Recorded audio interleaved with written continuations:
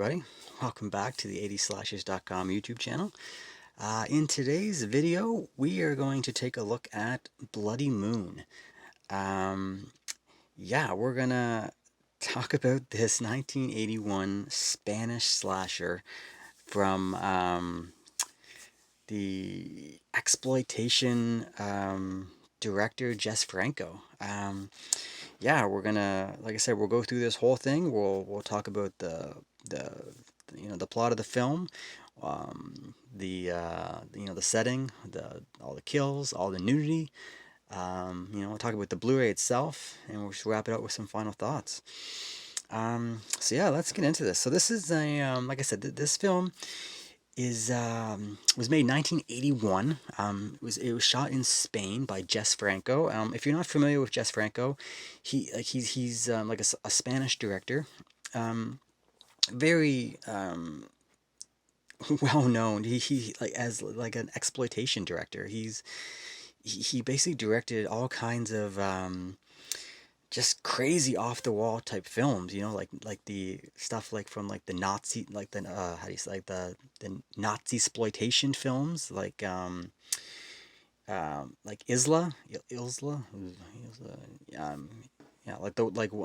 think the one he actually directed was called Wanda the Wicked Warden. That kind of stuff. I think he did it like in a Manuel film. A lot of his films, lot of violence, lot of nudity. It just kind of the type of films he did, and this was his step into the slasher genre. This is, like I said, it was from 1981. It didn't get released in the States, North America, until 1983. But it was made and it was released in Spain and Germany and all of them in 1981. So that's where we'll put it for the sake of this video. Now this is kind of an infamous film. It was banned in several countries. It was in the UK. It was branded as a video nasty, just due to the violence. And yeah, I can understand why, because this film, like, we'll get into it, but this film it's in the title. It's bloody, man. There's some real good blood and gore in this film. Yeah.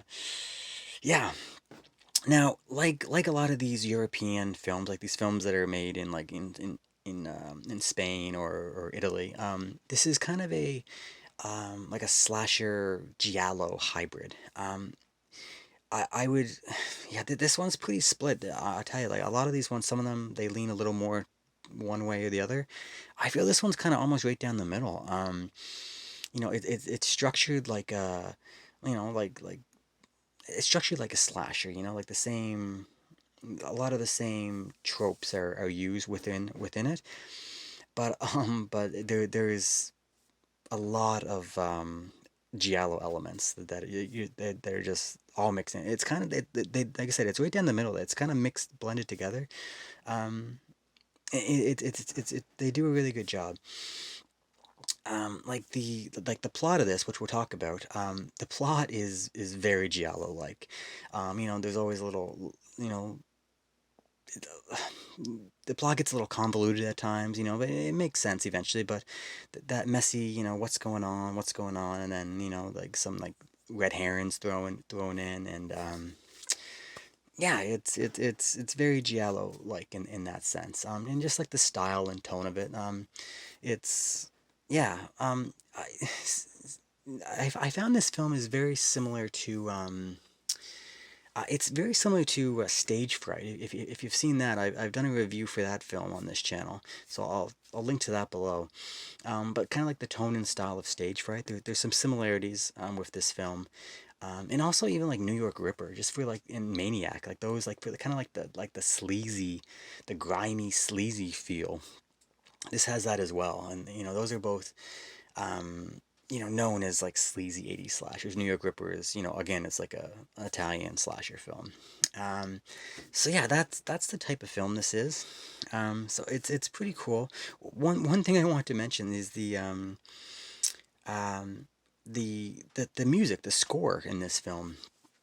Um, it's apparently I read that after making the film, Jess Franco was believed that Pink Floyd was going to do the score for this film, and obviously that it didn't happen. But I tell you what, the score for this is very similar to Pink Floyd. If you're familiar with Pink Floyd's music, there's like kind of a recurring thing. It's like a guitar. Um, Look, you're so convinced about it. Why don't you just do something? I mean, look, that is your problem. It is not my problem. If you think there's a sawmill in the area, then what are you waiting for? Tell me. Go there. Find it. Go ahead. I said that's your problem, not mine.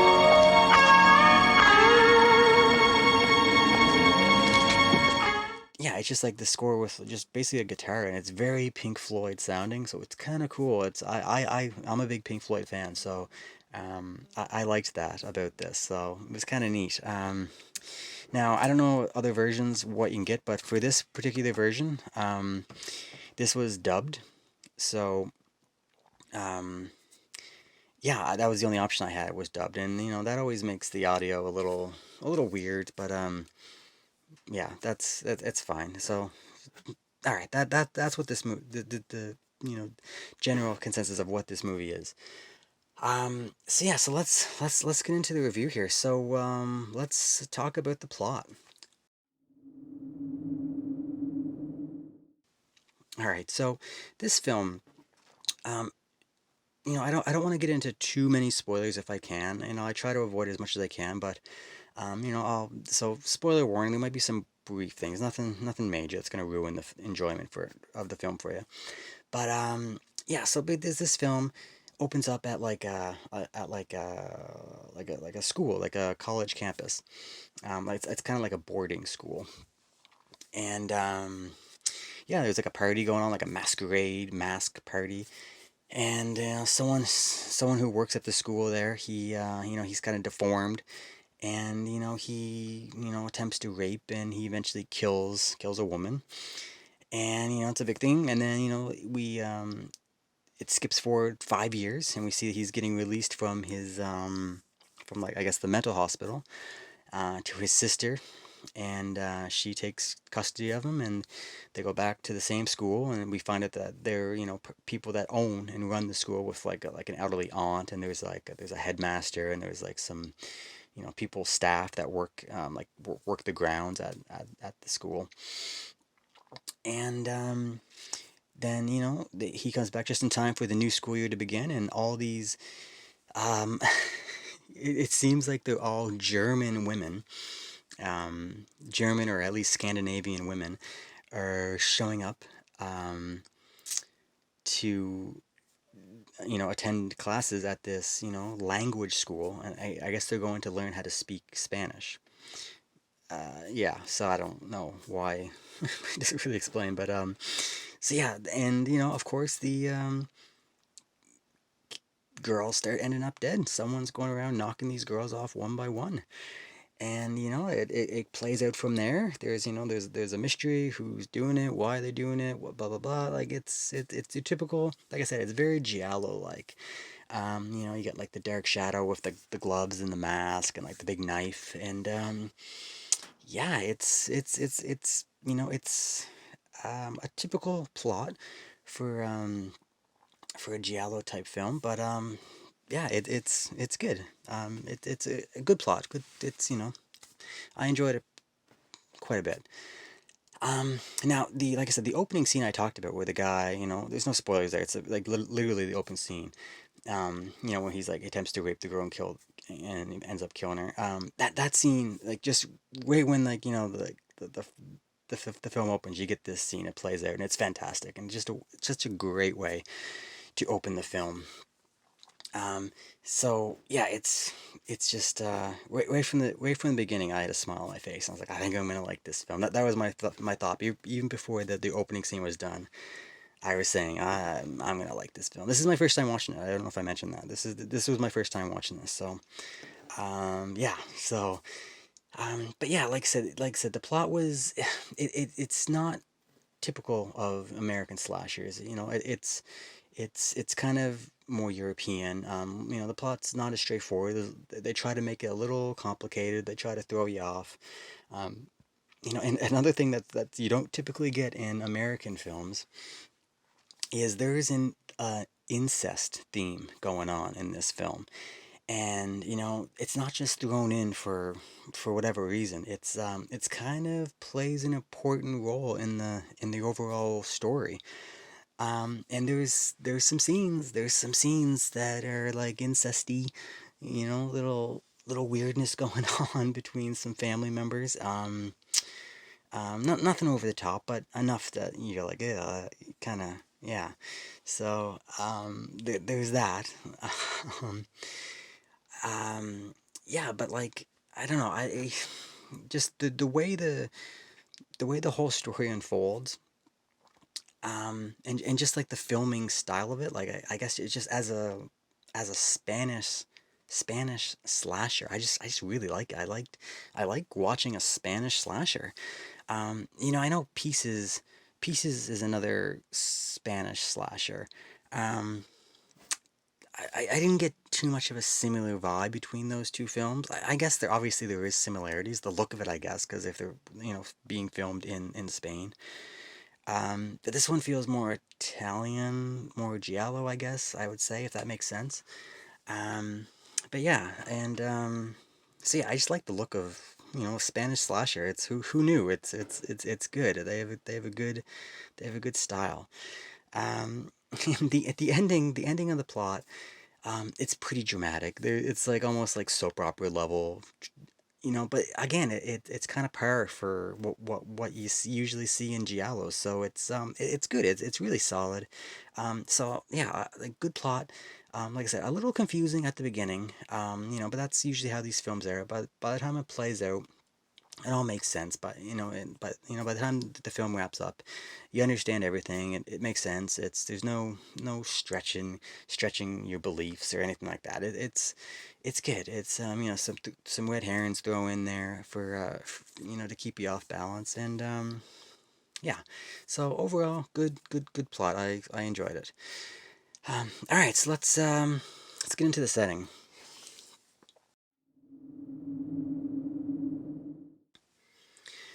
All right, so like I said, this film was it was filmed in Spain and it takes place at, like I said, a boarding school for language students, and it's apparently it's all women. It's a women's boarding school, and they're all either from Germany or somewhere in Scandinavia. They have names like Hilga and Inga and Ava, and they're all blonde for the most part. Yeah, so it's kind of a cool setting. The campus itself, it's really cool. It kind of it kind of feels more like a vacation resort, somewhere you would go with your family down south, with like just like on a beach on the water, with like palm trees, that kind of feel. It just feels like, and it feels like they're staying, like their residences are like little bungalows. Those resorts where there's like different bungalows all over the land, and there's like grassy pathways with trees overhanging the paths, and they're all connected. It feels like a resort. So it's kind of cool. I hadn't seen too many movies set at a place like that, so I really liked it. Um, and another thing, like I said, this was filmed in '81, so this still has like a '70s feel kind of going on, but it still is the '80s, if it makes sense. It's like, that weird era where '70s is bleeding into the '80s and they're kind of mixed together. That's what I got from this. Um, but yeah, there's a few standout locations at the school. There was the school has like a pool area, like a huge, beautiful pool, like trees hanging over it, and it's right outside, like I don't know, like the student union building kind of thing, like the main campus building. There's like this great pool. It's really cool, really, and it's used a couple times throughout the film. Really good, and there's a disco club on the campus as well, which is really cool. There was like a disco scene, they're dancing to music, and it's yeah, it just has that cool '70s '80s feel. Um, so yeah, I really like that. So, and like I said, the all those paths connecting the buildings and the bungalows, They're used actually in some chases, and like they're used to create tension, and really provides a good sense of isolation, because some of these bungalows feels like they're, all alone. They're just surrounded by trees, and there's, I don't know, maybe like a 2 or 3 minute walk to the next one. So it's, yeah, tension and isolation in this location is pretty good. So yeah, overall, it's not the best location I've ever seen, but it's definitely a decent location, and they, for what they have, they utilized it quite nicely. So yeah, I definitely recommend um the location for this film. It's pretty good. Um, all right, so let's get into the kills.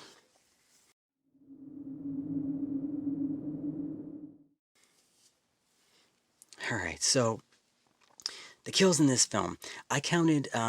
There's 6 kills. Um, like on-screen deaths that we get to see. Um, and just right off the bat, they're very well done with, with the blood, the gore, and the practical effects. Um, I I thought they was fantastic. I was highly entertained. And one of the things I love about this is, like we'll talk about it a little later as well, but some of these kills, they combine nudity with the kills, which I always like in these films. Like it's not just, you get your nudity, then you get your kills, and sometimes they come together, and they're part of the scene together, and it just makes it. I don't know if it makes it more realistic, because if they're in the midst of having a sexual encounter, or whatever, like that's, you'd expect them to be naked or something, and and when they start the chase and they're trying to get away, they have no clothes on, and it's yeah, it's, I don't know, it's just one of those things I like when they can combine those two elements. So this one does that a couple times. So yeah, 6 kills. A lot of them, like, there's knives. There's like a chainsaw. There's like a I don't know if there's like a garden shears.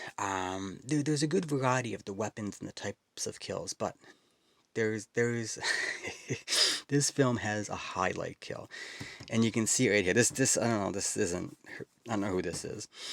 They just stuck a girl's face on here, but they put a circular saw, and if anyone's familiar with this film, I don't know how much I want to say. I don't want to spoil this, but the circular saw kill in this film is, it just made me say wow. Like I was blown away by this kill. And this is probably the kill and the reason why in the UK it got put on the video nasty list. This kill is unbelievable, and of course this version on this Blu-ray is the uncut and uncensored version. So we'll talk about that a little later. But when you see this whole kill in its entirety, it's unbelievable. Basically, I'm not gonna, in case you haven't seen it, I'm not gonna say too much. But basically, a chick is, she's tied to, a table or something. It was like a big brick thing, and there's like a big wet saw. Like I think it's used to cut cement, and it's huge. Like not just like something, like not like a chop saw. Like this is like this saw is probably like 2 feet in diameter. It's huge, and it's dripping water because it's like a wet saw. It's huge. Anyway, and the killer pushes the girl through this saw, and it cuts off a body part. Um, and this kill is crazy. It's like you see, as the saw makes the cut through the body part, you see it like from beginning right to the end. Body part falls off. You see the body part detached from the body. It falls on the floor. The camera goes down to the floor, shows the body part on the floor. Camera goes back to the body, starts squirting blood.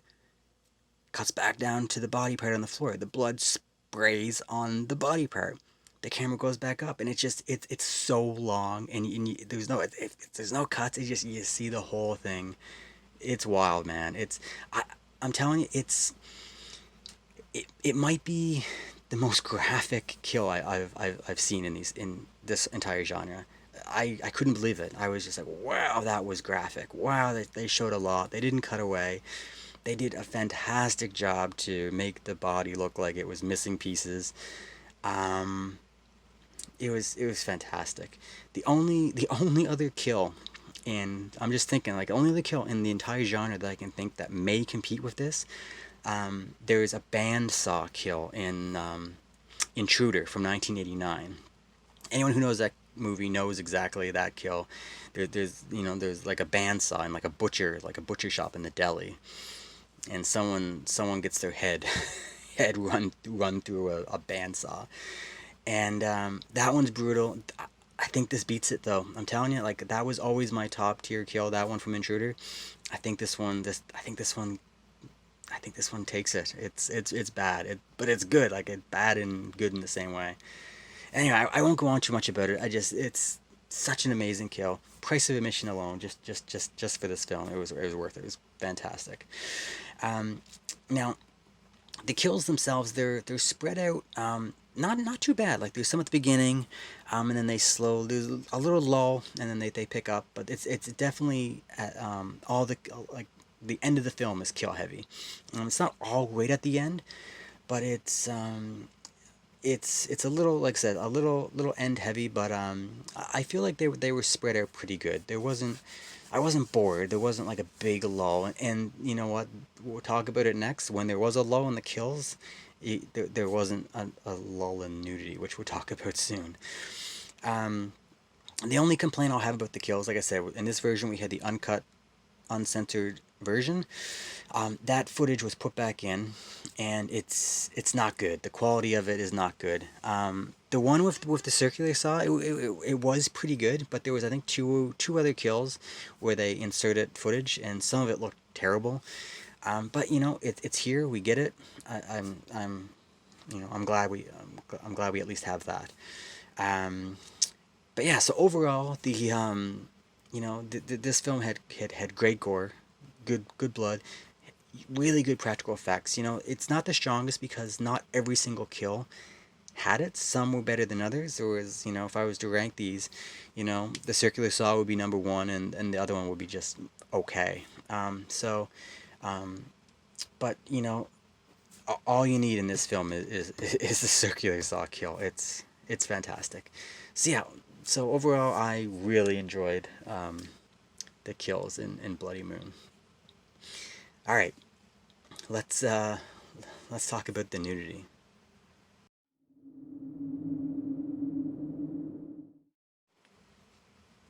All right, so just as the kills, I counted 6 nude scenes in this film, um, and the nudity in this film, it's like a good mix. You get some like short glimpses, here and there, and then you also get some long gratuitous shots, and they're spread out pretty evenly throughout the film.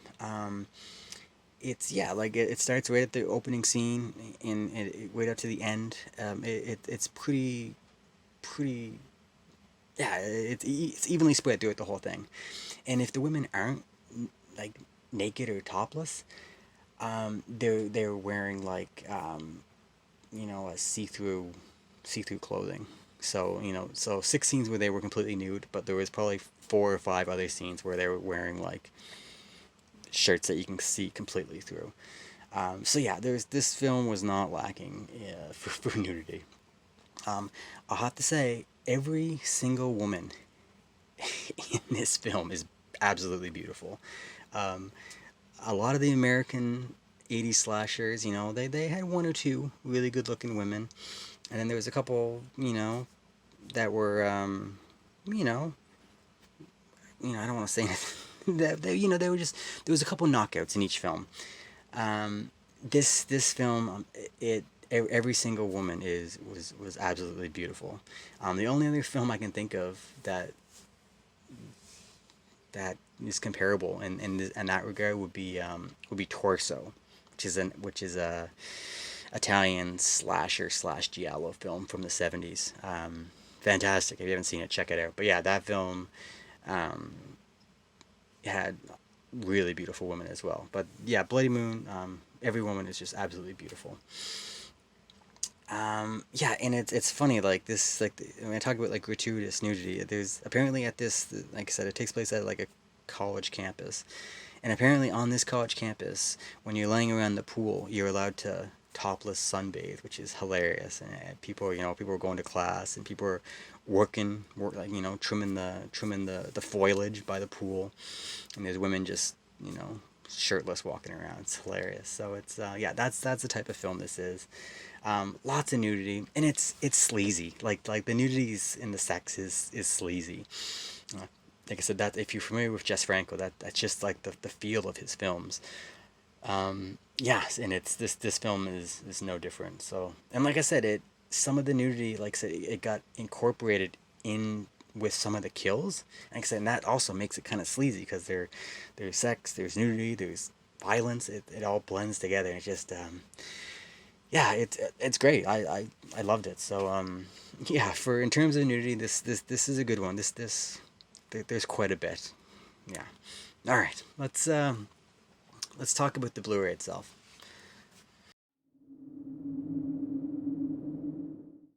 All right, so yeah, this Blu-ray, this the video presentation on this is I thought was fantastic. It looked great, like no complaints. Um, could it look better? Yeah, I guess if they did another rescale, like all these movies now, like Blue Underground is doing a lot of it is they're re-releasing them in 4K, or if they're not putting a 4K Blu-ray, they're re-scanning them in 4K. So yeah, this could probably look better. But it doesn't need to. This film looks good. Like I said, it's put out by Severin, um, and they do a great job, I think, in terms of picture quality. Just it looks the scan is really clean, really sharp. Looks great. The colors are really good. Yeah, I have no complaints with the way this looks. Like I said, um, the only footage that was bad was the uncensored, uncut footage that was put back in, and I guess they just they did nothing with it, I guess, which is fine. I'd rather it be included looking crappy than not having it at all. Um, so yeah, so the video is great. Like I said, this film, the only option I had to watch this was a dubbed version. I didn't have any other option. Now, dubbing for me always sounds a little weird. It's just because, especially if it's obvious, sometimes it's pretty close with like the talking mouth and the audio. It's sometimes it lines up pretty good, and this one not so much. Like you can tell they're speaking some other complete language and doesn't line up. But after 5-10 minutes, you get used to it, and it doesn't bother you at all. Um, but it's clean. Like the audio is clean. Um, yeah, it's there's no complaints. Like this looks and sounds great. Now, in terms of special features, there's not much here. Um, you get the theatrical trailer, and then you get it says Franco Moon interview with director Jess Franco, which is about 20 minutes. Um, so yeah, that's it. And it's a good interview. Um, but that's what you get. Now, I'm not someone who's you know big on the special features anyway. I buy these for the feature presentation, and this is a solid feature presentation. So I'm completely happy.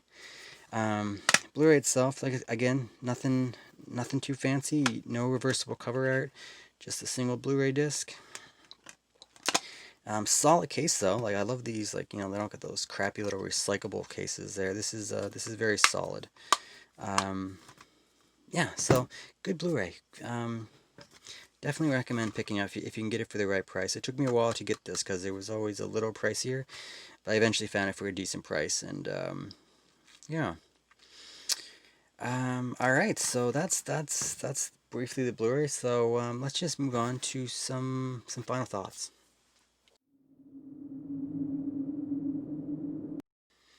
All right, so Bloody Moon. Bottom line, I really enjoyed this film. I thought it was great. I love this the slasher giallo hybrid mix. Throw in some European sleaze, and it just has a really good feel to it. It's just a lot of fun. It had everything that fans of these films um, that we want. It had it had a decent location. It was kind of an original location. There's not many locations like this, so it was kind of original. Um, It had fantastic kills, you know, with a highlight kill that may be the best in the genre. It's just unbelievable. And it was just filled with nudity and beautiful women. And it all kind of blends together into this sleazy European slasher giallo mix, and it's great. Um, yeah, so like I said, like if what I said sounds appealing to you, check it out. I really liked it. I'm gonna recommend it to anybody who thinks they may like it. Like I said, it feels different than your typical American 80s slasher, you know. But if you like Stage Fright, if you like the New York Ripper, if you like Maniac, um, check it out. I think you might like it. Um, yeah. So that's it, guys. That's Bloody Moon. So yeah, I just want to say thanks to everyone for if you made it this far, for sticking around, and yeah, thanks for watching the video, subscribing, leaving some comments, thumbs up, all that good stuff. It's all appreciated. Like I said, so if you like this review and you want to check out some more reviews similar to this, I'll put I'll put some links up. I'll put like Stage Fright. I reviewed Stage Fright, which is another great um, Italian slasher giallo, and I'll throw up New York Ripper. Check those two out. They're very similar to this one, so definitely check those out if you get the chance. All right, guys. So that's about it. So until next time. All right. See ya.